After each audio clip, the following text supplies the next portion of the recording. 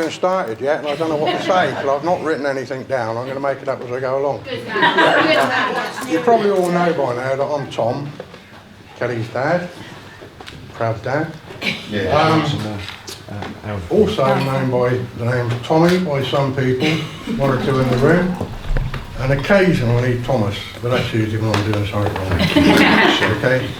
Now, you know me, I think it might be a good idea if we go around the table and get you to introduce yourself. I'm joking. It's just one of my ideas of adding 15 or 20 minutes to my...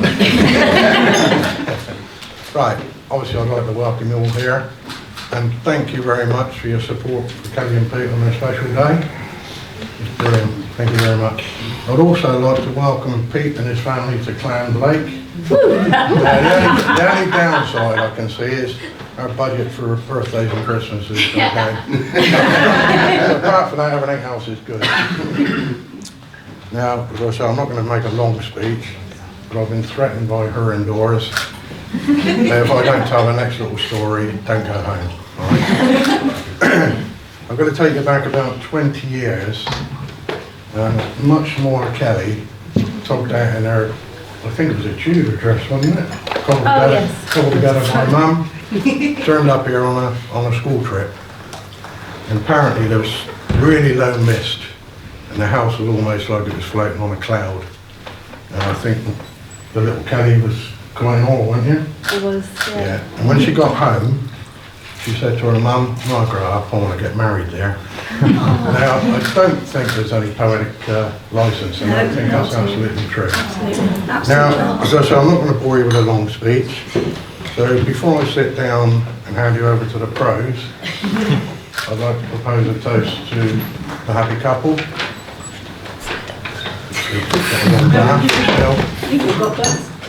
Pete, Kellie, a long happy life together. And God bless you. Thank you. Well done, Tom. Well done, Tom.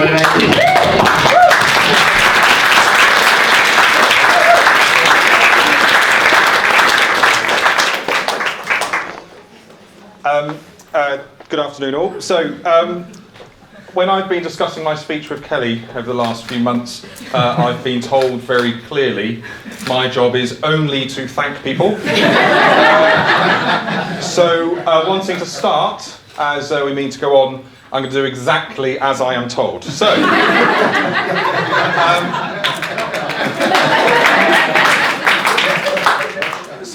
just to start, on behalf of my wife and I,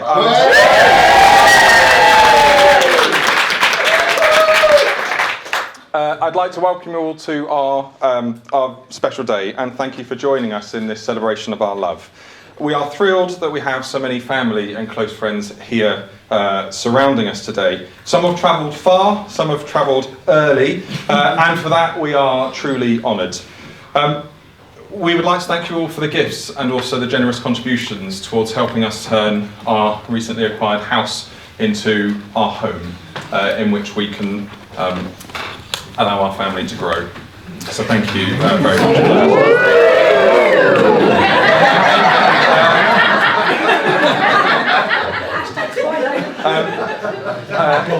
I can honestly say that it would not be the same without all of you here today.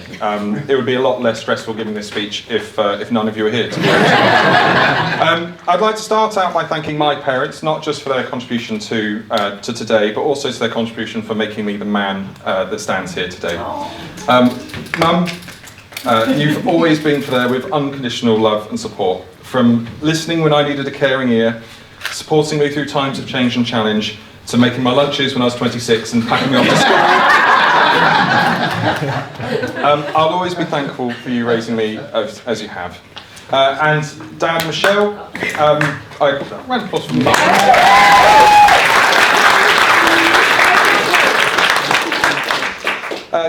Dad and Michelle, I know that my brother and I weren't the easiest children to bring up. But your insistence that we reflect and we think and we make sure we make the right decisions in life and discuss the decisions that got us to the wrong event we did in the end Even though we'd much rather you just shout at us and get it all over with, it's definitely made us the people we are today. So thank you very much, Michelle and Dan, thank you for your silly little chats.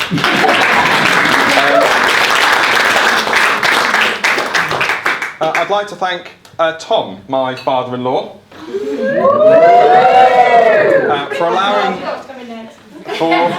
for allowing me to ask Kelly to marry me, even if I did make the mortal mistake of calling when the football was on. No word of a lie. I called Tom. I went out for a walk, called Tom, and Tom was like, yeah, that's fine. Yeah, smashing. She loves you to pieces. Gonna be honest, the football's on though. So can we speak another time? So yeah, that's done. And also to Mother of the Bride, Jeanette, you look absolutely fantastic. You put that down though? I have written it down, yeah. It's because I knew, it's fine. And I know that you've been looking forward to today as almost as much as we have, and are potentially even more emotional about the day than we are. I know how important Kelly is to you both, and I promise to love and protect your daughter and never leave her side. Thank you.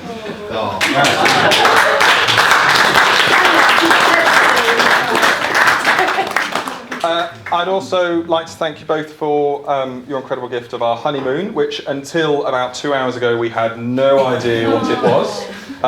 But we're off to London to go and see a show, then we're going to Paris for some days, for 4 days, one of which is Kelly's dream come true, is that she's finally taking me to Disneyland. So she'll be very, very happy there. So thank you very much. There's an incredible start to the rest of our lives together. I'd like to thank the brothers, James and Aaron. I believe I am a resilient man and able to soldier on in the face of adversity. And I think I owe most of that down to growing up with my brother. And I even have the scars to prove it.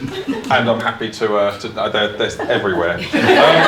Growing up with you, James, has taught me a lot about relationships, whether you meant to or not. The right decisions and the other decisions. So thank you for supporting me today and for all of your support. I'm grateful for everything you've done for me over the years. And to my new brother, Aaron. Aaron, I know how close you are with Kelly and how much you mean to her. Thank you for your help supporting us today and making sure it goes as smoothly as it has. So thank you.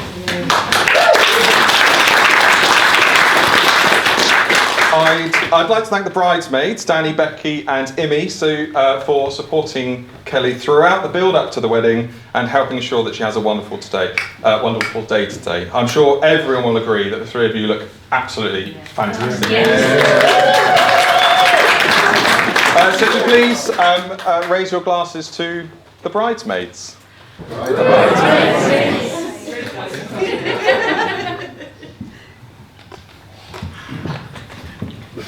So, before I turn my attention to Kelly, I do have one last thank you that I need to make, and that is to Mike and Jen. So Mike and Jen, who we went to school with, I'd just like to thank you for falling in love those many, many years ago in Golf Common Room. I'd like to thank you both for getting engaged in 2016. I'd like to thank you for hosting your engagement party at the Sloop. I'd like to thank you for inviting me, and thank you for inviting Kelly. It was at Mike and Jen's engagement party that after seven-ish years, we then re-met. Well, it went on from there. I am quite an independent person, much to Kelly's chagrin sometimes, and I did have bold ambitions to move up north, so teach in Birmingham and to help transform the lives of young Brummies. I had my whole life mapped out, and then I re-met Kelly. I often refer to her as the ruiner of plans, and she knows this.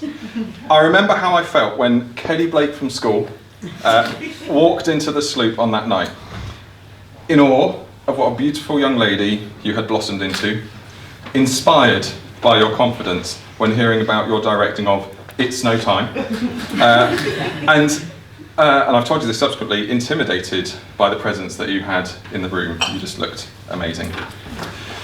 Days of messaging then ensued, and then after 2 rejected suggestions of a date, which I'm told she didn't think were a suggestion for a date, so clearly that didn't go too well, we went on our first walk. I knew we were kindred spirits when Kellie messaged me 30 minutes after we had left Upton Country Park, saying, "They say that you're meant to wait a while after you go on a date before you contact someone, and I think 30 minutes is enough." And I knew that with you, there were no games, there were no facades, just a beautifully spirited young lady that I was falling for. The 3.5 years since then have been a dream come true. A whirlwind of musical theatre, of turkey dinosaurs, our holiday to Athens, walks around Poole Park, pulling funny faces at each other, Belgian chocolate cookies, RuPaul's Drag Race. I've been introduced to so many things that I wouldn't have come across. Not all of them good. I've met incredible people who I'm very lucky to have in my life, and I've had experiences that I never would have considered possible, and it's all thanks to you. Go Kellie! So that brings us to today, the day when Kellie Blake from school becomes Kellie Oxborough, my wife. Words cannot describe how beautiful you look today. Yeah. All I want in life is to be able to spend it by your side and always be with you. And now that dream has come true. I feel so lucky to have found a wife who not only has a similar sense of humour to me, but that is also beautiful and kind. You have a gorgeous smile and pull even more gorgeous funny faces. They say that a good marriage is one where each partner secretly suspects they've got the better deal. I think in this case it isn't much of a secret that with you, I've got the best deal. I look forward to growing old with you, to forming our home together, to exploring the world together, laughing together, crying together, eventually starting a family together. Eventually. Let's just get that one clear. I'm not expecting it this year. A bit more than that. We've already come a long way together. We've been through some challenging times, and we've taught each other so much along the way. No relationship is easy all the time, and there will be challenges for us. But I can say with confidence that I will always stand by your side. I will always face the challenges with you, and I'll always do everything I can for you. You are my otter, and we are in love for life. And I will always be yours. So thank you, Kellie, for choosing me. So I ask that you all be upstanding.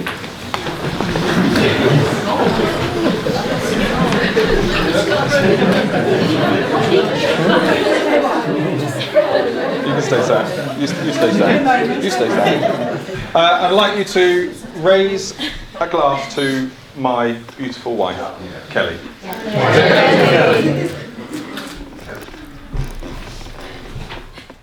Thank you all.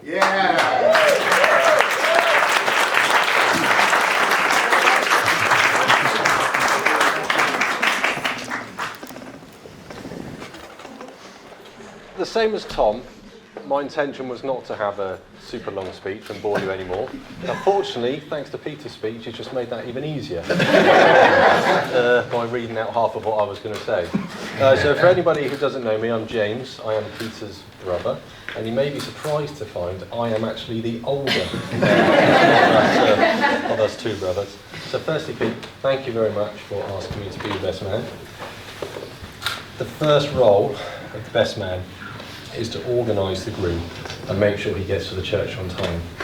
However, it's definitely fair to say that you have far more than your fair share of the organiser Oxborough genes. It was always the other way around. And I'm quite sure that this event was planned on Excel spreadsheets from the moment that Kellie actually said yes. Google Docs. You and Kellie have done an absolutely splendid job in planning this day. It's a picturesque setting.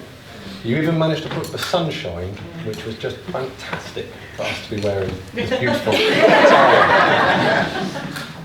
I'm sure everyone in this room would agree that Kelly, you look absolutely stunning, and Peter is an exceptionally lucky man. There is a card which I've been asked to read out from a couple who could not make it today and who were keen to share their support. I'll have it here. Dear Mr. and Mrs. Oxborough, sorry we can't be here today. Hope to see you both soon. Best of wishes for the future. Lots of love, Reggie and Brunswick. P.S. Save us some cake. There you have that, Kelly. Thanks, Ray. So as his older brother, I've known Peter all of his life. Peter has always managed to learn from mistakes. However, they were mine, and not necessarily me learning from them myself. I do have the dubious honour of giving Peter nearly every scar on his body, as he mentioned. And these came as a result of things like having games of tug of war, where I intentionally let go, Peter fell backwards and cracked his head open on a radiator.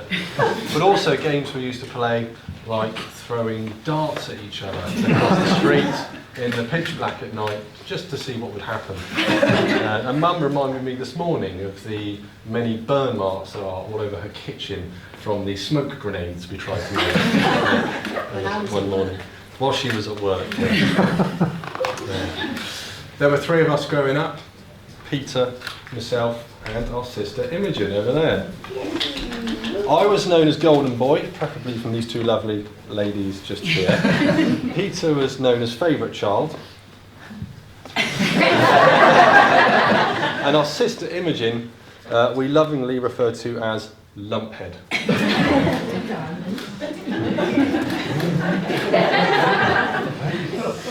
Peter and I were both keen swimmers during our school years, and it was during his school years that he first met Kelly.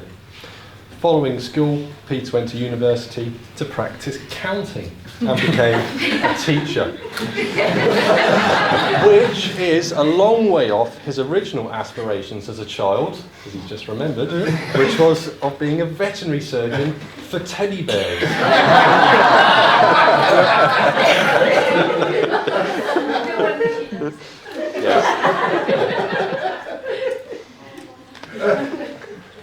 Still can, Pete. Still can.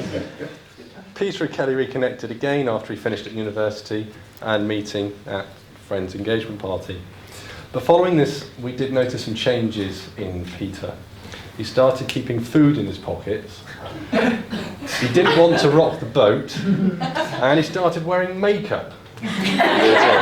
Of course, that's when he joined the Paul and Parkstone Players, and who knew he could sing so nicely.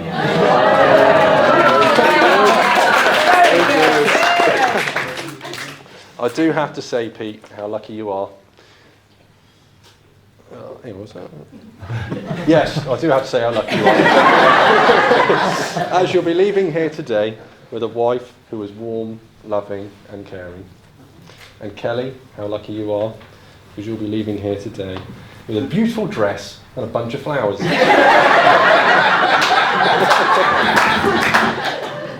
However, Kelly, of course, this is not true. You both make a lovely couple, and we all wish you the best in the enjoyable years to have to come at Topmel Towers. So, I'll ask the guests to be standing.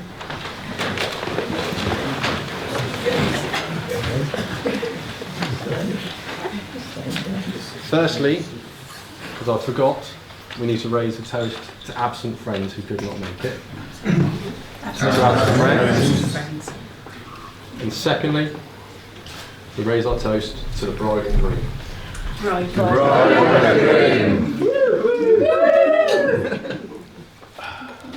Well done, Jay. Thank you.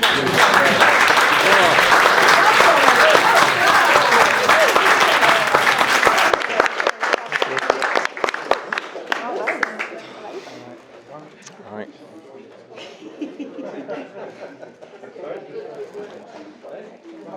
We had to phone your mum to find out what your parents killed. You're